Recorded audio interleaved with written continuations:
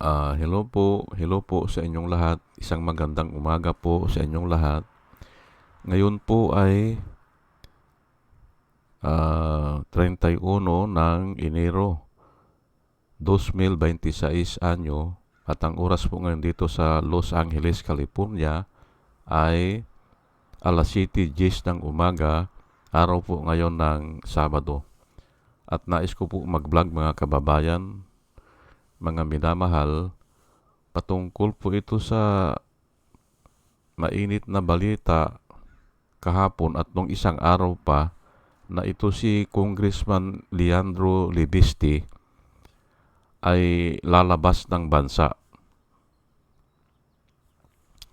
Yan po ang title ko ngayon. Congressman Leandro Libiste, lalabas ng bansa from February 8 to July 26, a total of 168 days. Ayan po. Ngayon ay marami ang nagsasabi at ako ay isa rin dyan na bakit siya lalabas ng bansa? Nakasalang na siya o marami siyang sinabi na dapat patunayan niya o iimbestigahan siya dahil dun sa mga sinabi niya. Opo. Hindi ba? Isa yan sa yung solar energy niya, yung kumpanya niya. Ang sinabi niya ay hindi raw niya bininta yung franchise. Yun ang sinabi niya. Pero sa investigasyon ay baka kasama yun sa bininta niya. O kaya ay iisa naman ang may-ari . Siya lahat ang may-ari . Kung ilan yung solar company niya ay siya din ang may-ari. Bakit sasabihin niya hindi raw niya ibininta yung franchise? Yung pag-aari na niya na may franchise pero malabo po yan . Malabo. Wala siyang kakayahan . Kaya ibibinta niya yan. Wala siyang experience, wala siyang mga tauhan, wala siyang technical knowledge. Kung siguro ay electrical engineer siya na nagmasteral sa solar panel, ay pwede pa siguro. Kahit ganyan siya kabata, pwede pa. Pero hindi rin . Dahil kailangan patunayan niya saan yung mga project na pinaggagawa niya, hindi ba? Ayun . Kaya nga mahirap niyang patunayan yan. Ang nakikita ko po dito ay naging gahaman sila sa kumpanya. Gusto lahat ng kumpanya sa kanila mapunta. Na hindi dapat yan . Dapat kompetisyon. Dapat hindi monopolya. Amak mo, ikaw ang gagawa ng generating station ng solar panel, tapos yung franchise na magbibinta raw. Sabi niya yung franchise daw niya ay siya ang aangkat sa ibang bansa at siya ang magbibinta dito sa Pilipinas ng mga solar panel at saka yung mga equipment. Ay di, kuwan na yan, monopoly na yan. Kung gumagawa ka lang ng generating station, hanggang doon ka lang. Ay bakit pati yung pagbibinta ng solar panel ay ikaw ang... Hindi ba? Mali po . Mali . Ang Meralco po, nag-umpisa yan kasi nung nag-aaral kami ng electrical engineering, nag-aaral ako sa Piati, nagkuang kami dyan sa Tinjin Station. Dyan sa Maynila. Nagkuang kami dyan, parang tawag doon yung plant visit o kaya ay yung kwan lang isang araw plant visit inorient kami dyan sa Meralco. Ang sabi nila, nag-umpisa ang Meralco sa maliit, yung mga Lopez family binili yung mga yung mga generator doon sa barko, pinagbibili nila. At yan nga, sila ang nag-generate ng electricity dyan sa Bisaya. Doon sila nag-umpisa. Oh. Pero hindi sila nag-umpisa doon sa may lisensya sila na sila ang bibili ng mga generator at sila ang magbibinta. Hindi ganon. Hindi pwede yung ganon. Ay ito si Leandro Libisti, ay siya ang binigyan ng prangkisa para magbinta o bibili sa abroad at magbinta. Siya pa rin ang gagawa ng mga solar farm. Mali hindi ba? Sa kanya na lahat Hindi Ngayon ay ito nga flight is an indication of guilt. Yan po ang sinasabi ng ating mga abogado. Na nakuha naman yan sa Biblia. Proverbs 28 verse 1, the wicked flee, though no one pursue, but the righteous are as bold as a lion. Yan po ang nakasulat. Bakit siya lalabas ng bansa? Para takasan yung mga pinagsasasabi niya o yung mga responsibility niya na kailangan ipaliwanag niya yan Hindi ba? O dapat mag-cross-examine siya. Ay lalo na yan, marami siyang dinamay na mga tao, hindi ba? The wicked flee when no one pursue him, but the righteous are as bold as a lion. Yan po, Kaya nga, ang Biblia po ay kinukuha yan ng mga makata o ng mga writer at sinusulat na ulit. Ayan na nga, flight is an indication of guilt. Yan ang sinasabi ng mga attorney ngayon. Pero galing lang yan kasi nauna po ang Proverbs hindi ba? Nauna ito The wicked flee when no one pursue him, but the righteous are as bold as a lion. Ayan po Romans 8:3-31. Ay ngayon ko lang ito gagamitin. Sige. Romans 8:31. What then shall we say in response to these things? Yan ang tanong ni Paul. Ay simple, may mga kwan din yan may mga problema din Si Paul noon ay maraming problema yan nahaharap din sa ganyan If God is for us, who can be against us? Yan po ang sabi ni Paul. Kasi nasa kanya ang katotohanan. Yun po. Kaya malakas ang loob niya. Ulitin ko lang what then shall we say in response to these things? If God is for us, who can be against us? Yan po ang sabi ni Paul. Oo nga naman kung hindi ka guilty, ay matapang ka Kung wala kang kasalanan, haharapin mo yan. Ganun po yan At alam po ng Diyos yan, kaya nga isinulat yan sa Proverbs. Ang Diyos po ang gumawa sa atin Kaya alam niya ang ating kahinaan. Alam niya ang style natin. Alam niya kung tayo ay nahihirapan. Alam niya tayo ay umiiyak. Alam niya kung tayo ay masaya.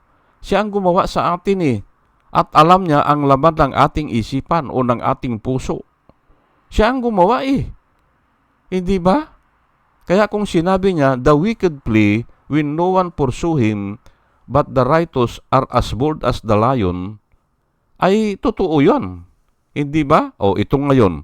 Itong sinabi ngayon ni Paul, if God is for us, who can be against us? Hindi ba? Okay, may kukontra sa'yo. Pero kakampi mo ang Diyos, hindi ka matatakot. Hindi ba? May kumukontra sa'yo, Pero alam mo, tama ka. Hindi ka matatakot. Who can be against us? Of course, mayroon talaga eh. Kasi nga ay mundo ito eh. Mundong ibabaw kasi ay kwan dito eh. Puro kasakiman po dito eh. Puro, iyan nga, ganun kay Leonin. Ididiscuss ko yan bukas kung papaano ito si Leonin ay gusto maging Diyos. Yan Opo, ididiscuss ko yan. Pero hiwalay kasi nga ay iba ang mga Bible verse ko doon eh. Na yan si Justice Marvick Leonin ay yan ang problema ng tao. Ang tao kasi ay gusto maging Diyos. Iyan po eh. Iyan po ang kasalanan ni Lucifer na naipamana sa mga tao. Gusto ni Lucifer kapantay ang Diyos o maging Diyos. Ayan po, hindi ba? At ito ngayon, si Leonin, bagamat siya ay hudikatura, hindi ba? O, interpreter lang siya ng batas eh. Hindi ba? O, the Lord is our lawgiver, the Lord is our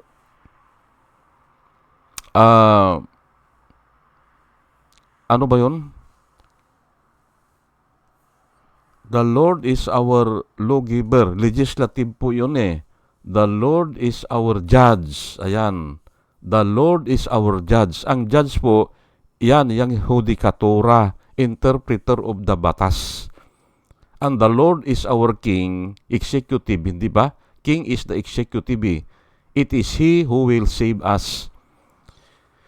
Yan po ang nakasulat. Kayong kinuha po yan ng mga tao, yung mga nag-aaral ng batas, kinuha yan ng Biblia, yung mga tao na nag-aaral ng Biblia, ay ito pala ang katangian ng Diyos, o ito ang ginagawa ng Diyos, ay ihiwa-hiwalay natin yan. Kasi nga ang problema ng tao, simula pa ng simula, at nai-record yan kay Lucifer, gusto maging Diyos. Hindi ba? Kaya ito si Leonin, i-discuss ko po bukas yan ha. Kaya ito si Leonin ay siya na nga ang interpreter ng batas. Gusto pa niya, siya ang gagawa ng batas. Yan ang ginawa nila. Hindi ba? Nakalimutan nila na pinaghiwa-hiwalay na nga yan eh. Kasi nga, nagiging diktador ang tao o nagiging diktador ang isang namumuno kung sa kanya lahat eh. Hindi ba? Hindi ba kayo nagtataka? Bakit ang demokrasya ganyan? Iba ang legislative, tagagawa ng batas, iba ang interpreter ng batas, yung judiciary, at iba naman ang executive, yung nag-i-execute ng batas. Pati nga executive, gusto nang kunin din ni Leonin eh, kasi nga executory na yung desisyon niya eh. Hindi, wala raw pwedeng humabol o wala nang pwedeng mag-question. Ayan po ang i-discuss ko bukas. Gagamitin ko po ang Biblia. Pero sa ngayon ay ito muna. Psalms 23 verse 4. Ito po ang nararanasan ng tao kung siya ay nasa panig ng Diyos. Hindi siya matatakot. At yan ang sinabi ni David. Although, sabi niya sa Psalms 23 verse 4, although I walk through the valley of the shadow of death, I will fear no evil, for you are with me. Your rod and your staff, they comfort me. Ayan po ang sinabi ni David. Kahit na ako kanya ay dumadaan sa shadow ng valley of death. Alam nyo po, noong mga unang panahon ay may mga valley po yan eh. O may mga daan na ang tawag nila ay the shadow of the valley of death or valley of the shadow of death. Ayan po. Pag nagawi ka doon, naandun ang mga tulisan. Kasi madaling dumilim doon eh. Hindi ba? Sa valley. Maliwanag pa sa kaparangan, pero doon sa valley, madilim na. Kaya doon nagpupunta at usually yung valley ay makipot na daan yan eh. Opo, Wala kang ibang pupuntahan. Kaya doon nagpupunta ang mga tulisan para harangin yung dumadaan at kukuhanan nila ng pira. Ayan po ang sinasabi ni David. Although I walk through the valley of the shadow of death, at tinatawag nila yan na valley of death. Kasi nga kung hindi ka magbigay, pwede ka nilang patayin o half dead, hindi ba? Bugbugin ka nila half dead. Ayan po although I walk through the valley of the shadow of death, I will fear no evil. Hindi ako natatakot, sabi ni David. For you are with me. Kasi nasa akin ka ang sabi niya Yung Panginoon nasa kanya. O nananahan sa kanya. Ay biblical naman po yan hindi ba? Kasi ang sabi po ng Biblia ang kingdom of God ay nananahan sa tao. Hindi ba? At sinabi pa niya dito, your rod and your staff. Ang ibig sabihin, yung tungkod yan yung iisa lang yan, yung rod at saka yung staff. Pero inuulit kasi bibigyan ng emphasis. Ginagamit din pamalo, yung tungkod. Ginagamit din na pag naliligaw yung tupa, pag naliligaw ay kinakalawit, lalo na kung mahuhulog na sa bangin, kinakalawit. Your rod and your staff, they comfort me. Ayan po ang sabi ni King David. Ngayon, balikan natin si Leandro Libiste. Ngayon, bakit siya aalis ng bansa? Hindi ba? Ano ang kwan niya? Ay sabi niya ay kwan daw personal o kwan lang, hindi naman makikialam ang Kongreso o walang kwan ang Kongreso. Ay yun na nga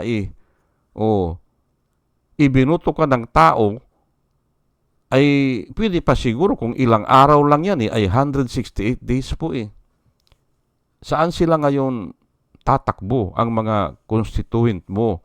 Saan sila sinong didinig ng kanilang mga hinaing o sinong haharap sa mga paggawa ng batas? Hindi ba? Congressman ka, tapos ay personal daw, adi magkwal lang yan, magliliwaliw lang yan, hindi ba?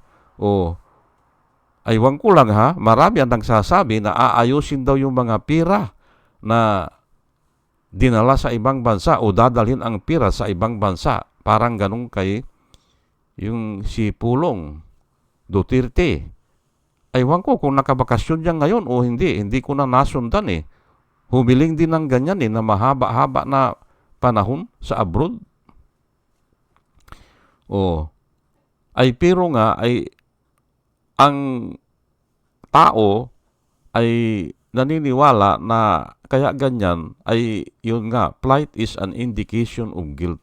Ayan po. At nasa Biblia naman po yan. At itong dalawang supporting verse, kinuha ko po yan para patunayan na ususugan yung plight is an indication of guilt. Bakit aalis ka? Hindi ba? Ngayon na ang dami mong binuklat na mga pangalan, hindi ba? Pati nga yung kay Cabral Pyle, hindi ba? Nung una medyo sumikat siya, pero nung bandang huli nahalata ko po na kakutsaba pala yan. Baka nga hindi patay yun Opo.